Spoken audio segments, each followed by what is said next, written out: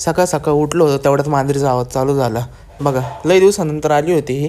म्हणलं आज चला लई दिवसानंतर आली तर दूध बीध द्यावं. फक्त दूध आणून ठेवलं की पळतच आतमध्ये आली. मग मस्त तिने दूध बीध पिलं. मी गेलो घरी. घरात मस्त आवरलं, आंघोळ बिंघोळ केली आणि निघालो मामाकडं. आणि मामाकडनं पैसे घेऊन बँकेत भरायचे होते ते. मामाने लगेच गेले पैसे तर दिले, पण म्हटलं 5 मिनिट बस, थोडं काम आहे ते पण काम कर. मग बघा आता कसा भरलेला कारखाना दिसतोय सगळा. काम बिम सगळं चालू होतं ना आता, त्याच्यामुळं. मग घरी आलो. घरी सगळा हिशोब ते केला. हिशोब ते केल्यावर सरळ बँकेत निघालो.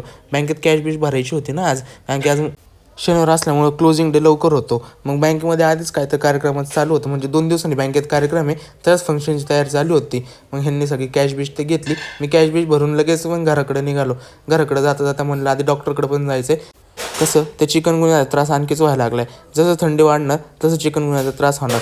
मग डॉक्टर काकाकडे गेलो. त्यांनी गोळ्या ते लिहून गेल्या आणि मग गोळ्या ते घेतल्या आणि घराकडे आलो. अख्ख्या 700 रुपयाच्या गोळ्या